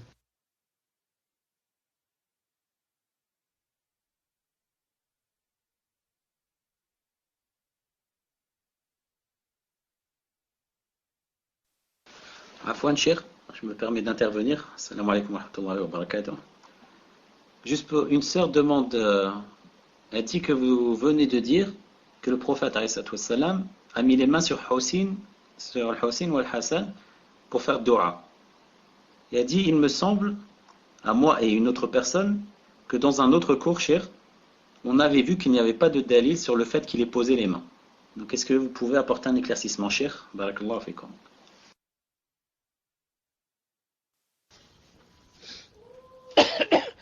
Si la sœur ou la personne qui dit comme ça est sûre que dans un cours précédent, j'ai dit cela, et elle peut confirmer cela, ça veut dire que c'est vrai. Naam. Malgré cela, je dis, si ça arrivait à se confirmer, il n'y a rien qui empêche qu'une personne mette sa main. Il n'y a rien qui empêche qu'une personne mette sa main, yani, il lise, par exemple. Naam, il n'y a rien. Il faut voir si cette personne confirme que j'ai dit que le prophète n'a pas posé ses mains, ça veut dire qu'il n'a pas posé. Sinon, il faut me donner un peu de temps pour revérifier bi'idhnillahi ta'ala.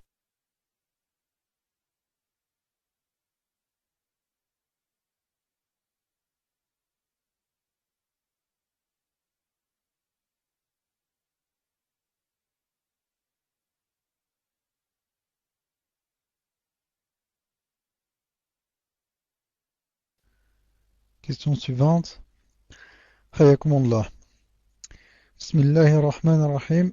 Est-il permis dans la ruqya de dire en plus du Coran du dhikr tel que la ilaha illallah wahdahu la sharika lah lahul mulk wa lahul hamd la ilaha illa ant subhanak inni kunta minadh zalimin. Aussi lorsque le shaitan nous parle pendant la ruqya, est-il permis de répondre en faisant da'wa, lui expliquant avec des lignes du Coran sans s'attarder, etc. Jazakumullah khayran. Tfadal Cheikh.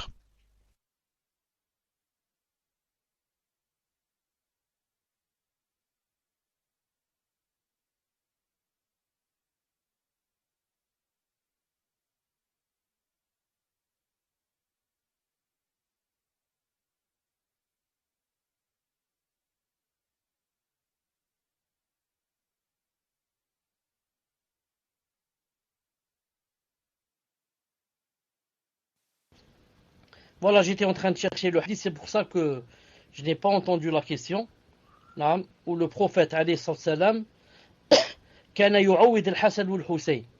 Faisait la ruqya al-Hasan al-Hussein. Il a dit ici يقول en disant أعيدكما بكلمة الله التامة من كل شيطان وهمة من كل عين لامة. En disant أعيدكما بكلمة الله التامة من كل شيطان وهمة من كل عين لامة. Et c'est pas cité qu'il mettait sa main sur Al-Hassan ou Al-Hussein. Ce n'est pas cité. Mais je dis, ce n'est pas interdit si une personne pose sa main, par exemple, et soit sur elle ou sur une autre personne, et dise quelque chose, quelque chose, bien sûr, de permis. Non, fadla pour la question, je n'ai pas écouté.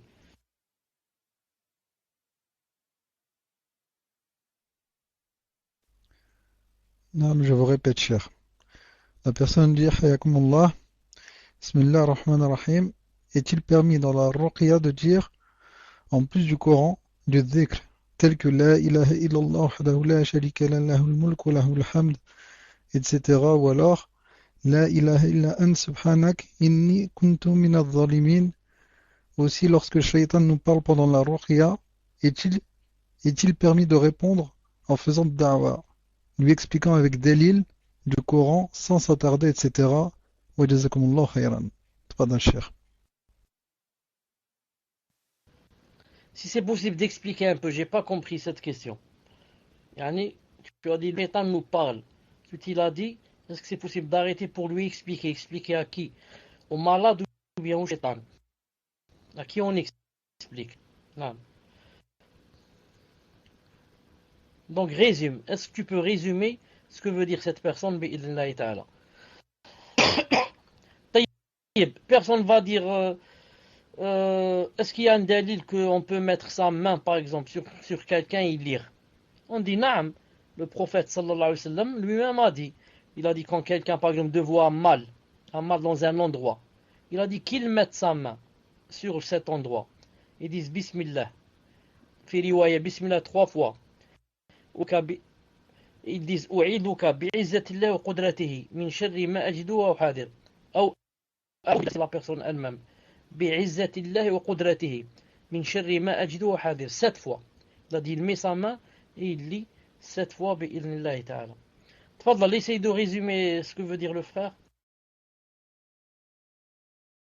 Ah, mes chers, en fait, pour résumer, elle veut dire si on fait ruqya à une personne et que le djinn se manifeste. Donc le djinn se manifeste et Et à ce moment-là, est-ce qu'on peut lui faire da'wa à ce djinn? Si par exemple c'est un djinn qui est non musulman.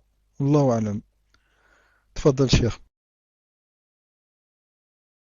Naam, le djinn, quand il se manifeste, il faut mettre dans sa tête que à 99%, ce qu'il va dire, c'est du mensonge. Ça, il faut bien le mettre dans sa tête. Toi, tu ne perds rien, naam, si tu dis taqillah et si tu es kafir, rentre en islam, etc. Naam, tu ne perds rien, bi'idnillahi ta'ala. Reste que, même si tu dis je suis devenu musulman, il ne faut pas beaucoup. Il dit wahda. Deuxièmement, comme dit Cheikh Al-Albani, il dit il vaut au maximum de parler avec les djinns, etc. Quand tu vas faire l'ruqya, fais pas comme les gens qui font des dialogues, où est-ce que tu étais, comment tu t'appelles, d'où tu viens, avec qui tu es marié, qu'est-ce que tu as mangé tout à l'heure, quel est ton nom, est-ce que tu es celle, est-ce que tu es tabléré. Tout cela, il faut le délaisser, bi'idnillahi ta'ala. Il faut voir comment, bi'idnillahi ta'ala, le faire sortir, s'il se manifeste. Comment le faire sortir, bi'idnillahi ta'ala, sans trop poser de questions, sans trop mener vers le shirk et la personne ne remarque pas, ou sans qu'elle fasse attention si elle n'a pas de science. Il faut se suffire, Inch'Allah Ta'ala, quand on parle avec le djinn, au minimum, genre, sors bi'idnillah, comme a dit le prophète alayhi salam. Il a ouvert la bouche d'un enfant, il lui a dit, sors ennemi d'Allah, je suis Abdullah, ou bien je suis Rasulullah, sors ennemi d'Allah. Il ne va pas commencer à lui dire d'où tu viens, où étais-tu, est-ce que tu es marié, est-ce que ceci, est-ce que ça. Il va te mentir, est-ce que le djinn va te dire la vérité? Donc à quoi ça sert si je parle à quelqu'un, je lui pose des questions pour ne pas le croire. Je lui pose des questions pour ne pas le croire. Naam. Wallahu ta'ala alam. Tfaddal. Question suivante. Cheikh, qu'Allah vous récompense pour le temps que vous nous accordez. Pouvez-vous nous réexpliquer les personnes qui disent toujours que c'est le mauvais œil, cela est dû à une baisse de foi, etc. Je n'ai pas compris. Si je prends l'avis que les talismans contenant des versets est interdit, dois-je brûler le talisman contenant des versets pour le détruire? Barakallahu fikum cheikh. Tfadal cheikh. Donc cette question contient deux questions. La première, naam, quand Cheikh Fawzan Hafidahullah parle des personnes qui, n'importe ce qui lui arrive, dit c'est le mauvais œil. N'importe ce qui lui arrive, dit c'est le mauvais œil. Au point où la personne rentre dans le waswas.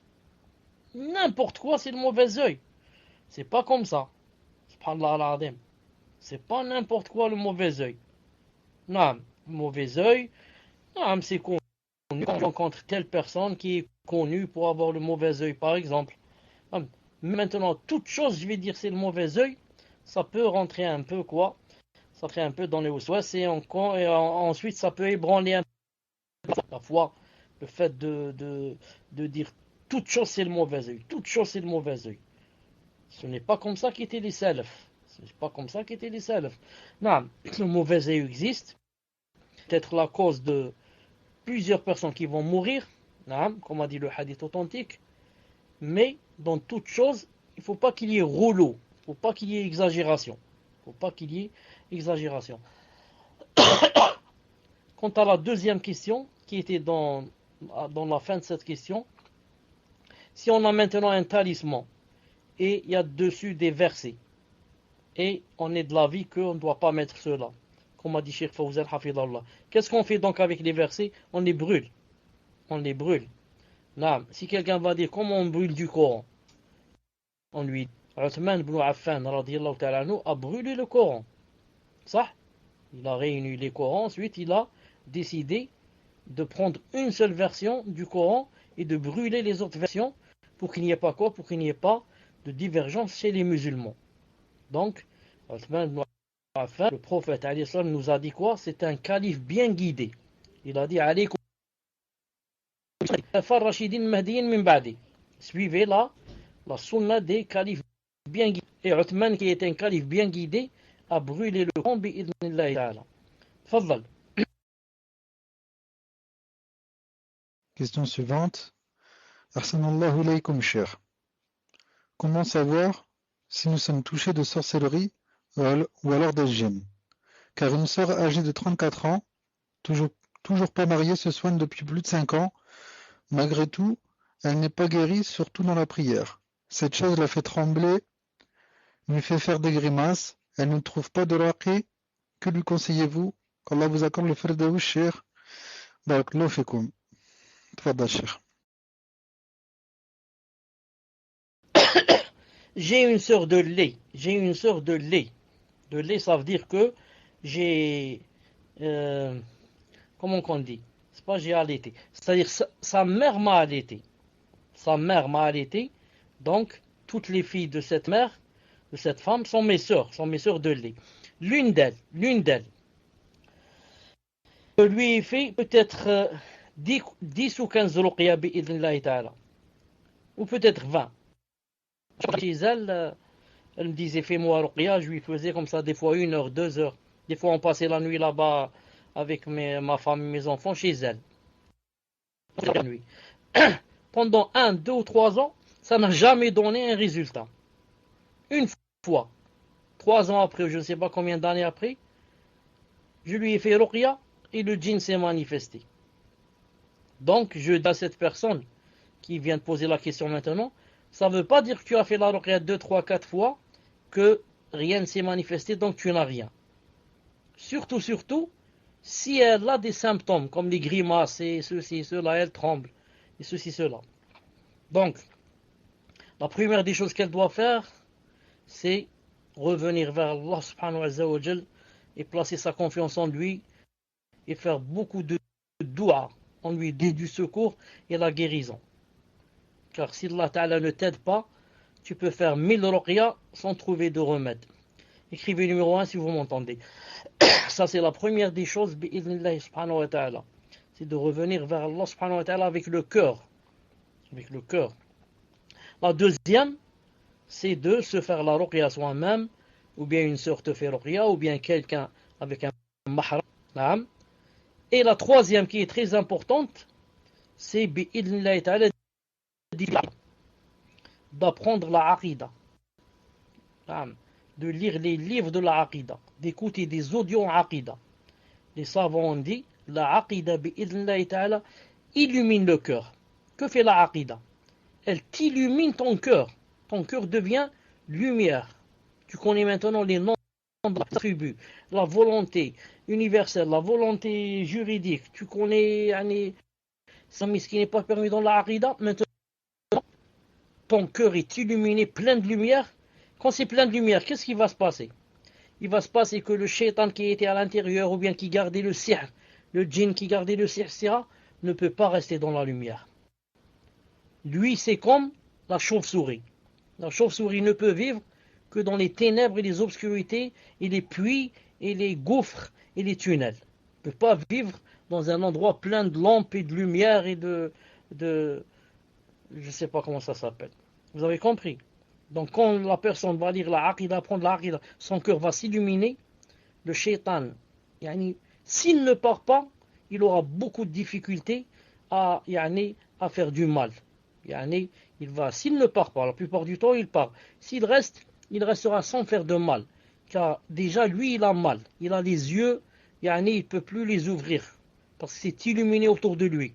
Lui il aime l'obscurité. Naam. Voilà, Inch'Allah Ta'ala, une nasiha pour nous tous, bi'idhnillahi ta'ala. Tfaddal.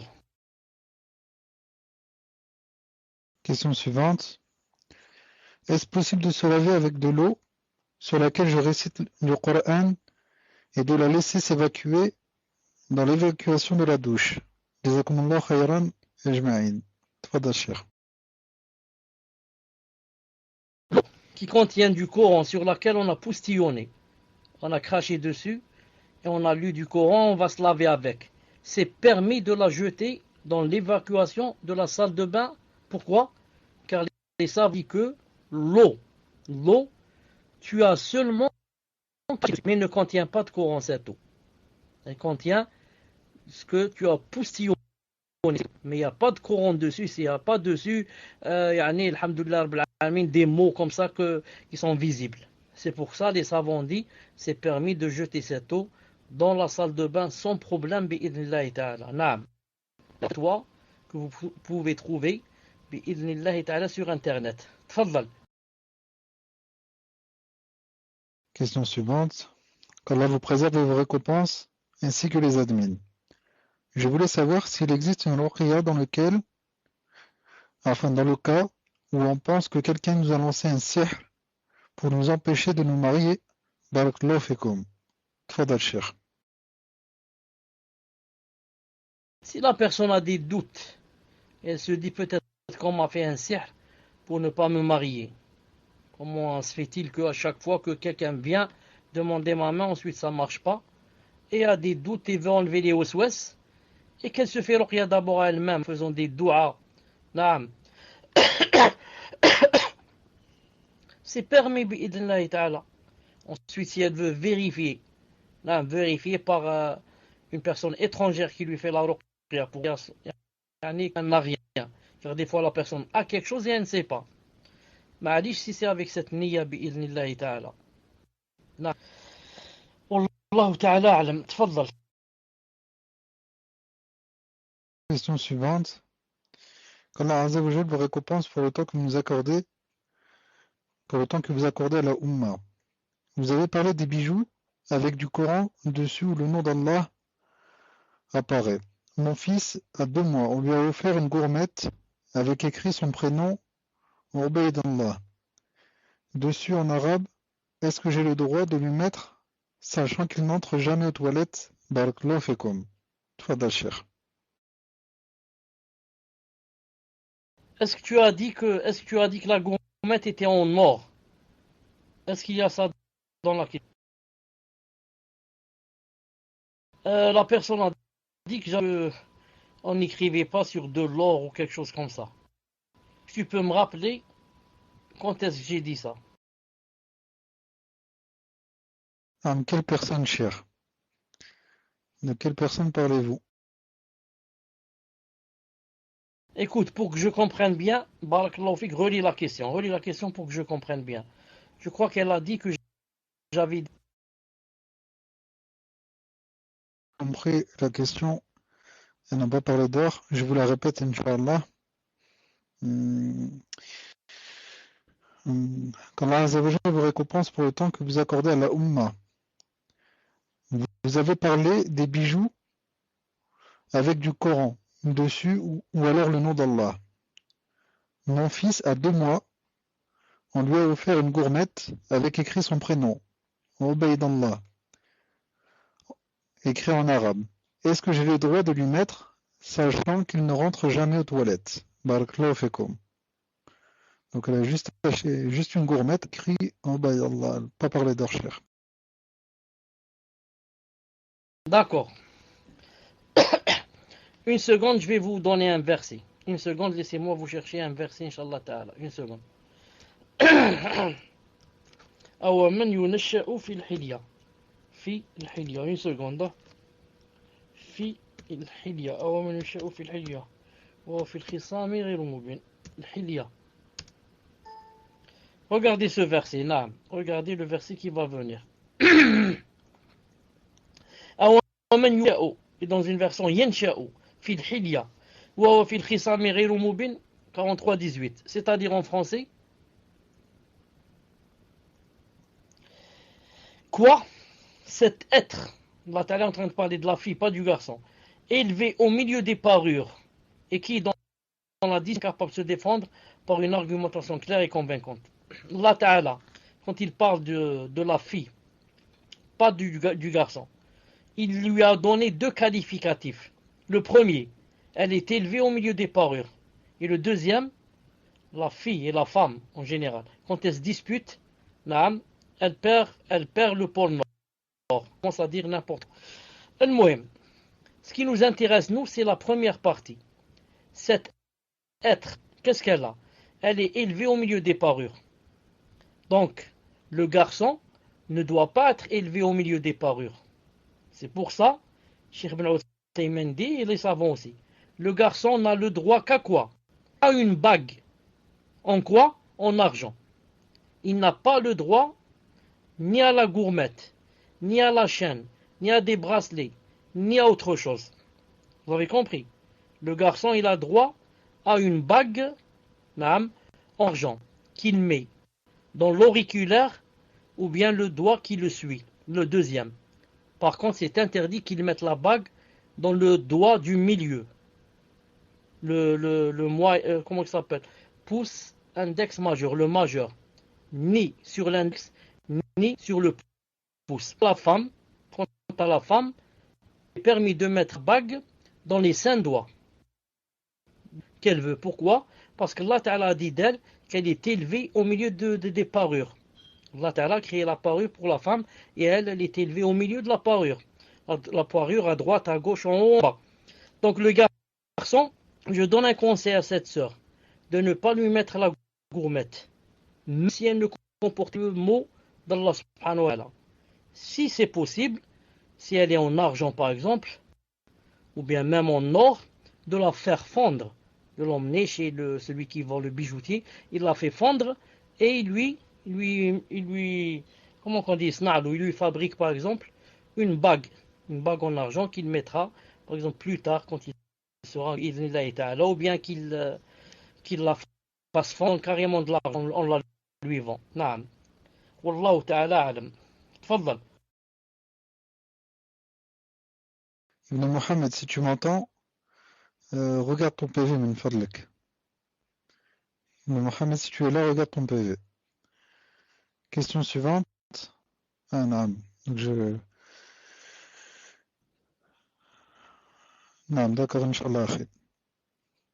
Question suivante, cher. Je suis malade. J'ai un message et Allah est plus savant. Ma mère, donc c'est la question d'une sœur, cher. Ma mère a lu sur moi la sourate Baqara et j'ai eu des réactions spectaculaires. Je hurlais et criais de douleur, mon corps bougeait et je n'avais plus le contrôle de ma personne. J'avais envie de vomir, mais c'est comme si mon ventre était vide. Ma mère, me voyant ainsi, a arrêté de lire. Demain, Inch'Allah, ma mère va lire sur moi. Cher, pouvez-vous conseiller ma mère et lui dire de ne pas avoir peur? Elle vous écoute, Inch'Allah, wa jazakumullahu khayran. Tfadal, cher. En fait, la mère, si elle s'est arrêtée de lire, elle a eu sa fille. Elle a eu peur pour sa fille. Et peut-être parce que aussi, elle ne sait pas comment s'adonner avec les conséquences qui peuvent découler. Il se peut que maintenant, par exemple, un djinn va se prononcer et elle ne sait pas comment faire. Est-ce que je parle avec lui ou bien peut-être qu'elle a peur, qu'elle ne connaît pas comment s'y prendre. C'est pour cela, je crois, la raison pour laquelle la mère, quand elle a vu sa fille crier, etc., s'est arrêtée. Non. C'est pour cela que, c'est bien de lire et de continuer à lire, mais à condition de savoir comment finir la chose. Et non pas par exemple, la fille, par exemple, va tomber évanouie et va commencer à se débattre, par exemple. Et, je ne sais pas, elle peut se lever et vouloir casser la fenêtre ou se jeter ou je ne sais pas quoi. Il faut savoir gérer. C'est pas, par exemple, elle tombe comme ça, donc je vais m'enfuir et je vais la laisser. C'est pour cela que, si la famille, cette mère lui fait ruqya, de préférence, il faut qu'il y ait d'autres personnes avec elle. Par exemple, son mari, le père de cette fille, ou bien ses frères. Comme ça, s'il se passe quelque chose, ils la retiennent. Naam. Si elle veut faire quelque chose, ils la retiennent, et comme ça. Parce qu'en perdant le contrôle, elle peut ne plus savoir ce qu'elle fait ni ce qu'elle dit. Et ça peut aller vers une chose qui n'est pas bien. Je conseille, si on fait la ruqya comme ça, et que la personne commence à se débattre et à crier, à hurler, etc., qu'il y ait au moins un homme avec eux pour aider bi'idhnillahi ta'ala. Naam, tfaddal. Cher, au début du cours, vous avez parlé de crise d'épilepsie. Un frère que je connais en est atteint depuis petit. Impossible de le guérir après plusieurs ruqya. On l'a conseillé d'aller en Égypte pour se soigner, mais dès qu'il a l'intention de s'y rendre, il fait une crise. Comment savoir si c'est une maladie ou une possession de djinn? Barakallahu fikum, cher, pour votre réponse et qu'Allah vous récompense. Tfadal, cher. la crise d'épilepsie est connue. Elle est connue par deux choses. La première, que jusqu'à présent elle est incurable. Et on ne lui a pas trouvé quel remède, même s'il existe.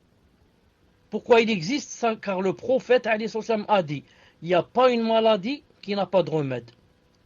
Le sait qu'il ignore, comme ça dit le prophète sallallahu alayhi wa sallam. Donc elle a une guérison, mais on n'a pas encore trouvé le remède. Donc ça c'est sa première caractéristique.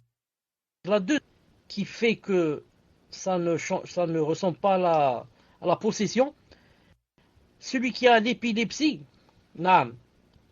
quand il tombe, la plupart du temps, ses lèvres deviennent violettes et il a de la salive qui sort par sa bouche. Celui qui est possédé n'est pas comme ça. Il tombe directement et commence à parler. Deuxième chose qui l'a différencié de la possession, celui qui tombe en syncope, évanoui par l'épilepsie, ne parle pas. Il reste comme ça un quart d'heure, 20 minutes, ensuite se relève. Et celui qui tombe évanoui par une djinn, c'est justement là qu'il commence à parler. C'est quand il s'évanouit que le djinn commence à parler à sa place. Il y a une différence entre quoi? Entre l'épilepsie et la possession. Et il ne faut pas mélanger les deux et dire que la possession c'est l'épilepsie ou bien l'épilepsie c'est la possession. Ce sont deux choses très différentes. Bi'idhnillahi ta'ala. Tfaddal. Probablement la dernière question, Inch'Allah. Question d'une sœur. Donc c'est sur la hijra, cher. Cher, qu'Allah vous fasse miséricorde et vous comble de ses bienfaits. Pour moi, le voile intégral est wajib. Je suis vraiment convaincu par cela. J'étudie dans une université mixte. Ils interdisent le port du voile intégral. M'est-il permis d'étudier? Il me reste qu'une année, Inch'Allah. Je suis dans la même classe que mon frère, sachant que mon père me menace de rompre les liens de parenté avec moi, de me renvoyer dans mon pays d'origine si j'arrête les études. C'est très important pour lui. Je n'ai pas de famille proche. Dans mon pays d'origine, je devrais vivre, s'il m'accepte, avec mes oncles et cousins ou tantes. Ils ne sont pas dans le din, ou alors ont une croyance soufie. Je n'arrive plus à me concentrer. Je me sens très triste à l'idée d'enlever mon voile tous les jours. Je sens la fitna en moi par rapport aux hommes, même si je ne leur parle pas. Je serai obligé de travailler par la suite, et c'est très difficile de trouver une entreprise qui accepte les femmes en niqab. M'est-il permis de voyager seul pour aller étudier dans un autre pays où je pourrais garder mon voile et travailler sans problème? Tfaddal, cher. Voyager seul pour aller étudier n'est pas permis. Par contre, ce qui est permis, c'est d'être accompagné et étudier. Ensuite, arriver là-bas, si la sœur est dans un lieu sûr, son mahram peut revenir. S'il la met entre des mains sûres, il la met dans un endroit sûr ou alors chez une famille, machallah, ou chez des sœurs, ou là, ensuite lui il revient, il n'y a pas de problème. Mais pendant le voyage, il a été avec elle, il l'a accompagnée. Seulement, les savants ont dit, il y a un seul cas où la femme peut se voyager sans mahram. Elle va faire la hijra et n'a pas trouvé quelqu'un pour faire la hijra avec lui. Dans ce cas, certains ont dit, c'est permis à cause de, au temps du prophète, beaucoup de femmes en mahram. Al-Muhim. Quant à l'autre question c'était de retirer le voile pour aller travailler, pour aller étudier, continuer, etc. Ça, c'est vraiment difficile. Non, c'est une question vraiment difficile et dont je ne peux prendre la responsabilité. Non, parce que d'un côté, enlever le voile, ce n'est pas une chose facile devant Allah subhanahu wa ta'ala, et de l'autre, lui dire arrête les études, et elle va avoir des problèmes avec ses parents, qu'est-ce qu'ils vont lui faire, et peut-être la jeter dehors, et peut-être je ne sais pas quoi. Ça aussi, ce n'est pas facile du tout. C'est pour cela que c'est possible qu'elle envoie naam, une lettre à un savant pour lui donner une fatwa spéciale à elle. Une fatwa spéciale à elle.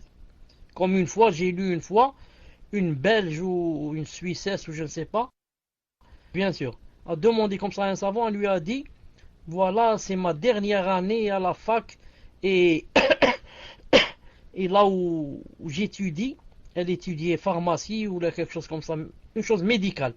Elle lui a dit, et bientôt ces temps-ci, elle lui a dit, je crois que c'est la 4e année ou là, la dernière, elle lui a dit, on doit, dans l'examen, on doit voir la aura des hommes. Et même laver la aura d'un homme, etc., un vieux ou là. C'est comme ça rentre dans le travail, ça rentre dans l'examen. Dans l'examen, c'est pratique. On te ramène un malade, un vieux, on te dit, allez, enlève ses vêtements, il lave-le. Le travail. Elle a dit comment je fais, sa aura, etc., etc. Et il lui a répondu, elle lui a dit, ses pères a dit, tu es dans la aura, tu es dans la contrainte, cette solution, dernière année, comme ça et comme ça. Il lui a répondu spécialement à elle, pas à un cas particulier. C'est-à-dire, si moi, peut-être, je vais faire appliquer cette chose, ça ne marche pas. Pourquoi? Allah Ta'ala va me dire, il t'a pas dit ça pour toi, il a dit pour ça qu'il t'a demandé. Si toi, tu devras te dire non. Donc, je vais à cette sœur, si elle veut, elle voit comment il y a beaucoup de gens qui vont à la Umrah, qui vont au Hajj, etc. Elle envoie une lettre. De préférence, avant de l'envoyer, quelqu'un qui parle bien là pour la lui traduire. Il la traduit, ensuite, elle envoie. Je pense que Allah Ta'ala, qu'on lui donnera une réponse favorable. Dans l'islam, il y a toujours une solution. En islam, il y a toujours une solution. Voilà, Inch'Allah Ta'ala pour aujourd'hui. Subhanak Allahumma bihamdik, shahadu an la ilaha illa ant, astaghfiruka wa atubu ilayk. Assalamu alaikum wa rahmatullahi wa barakatuh.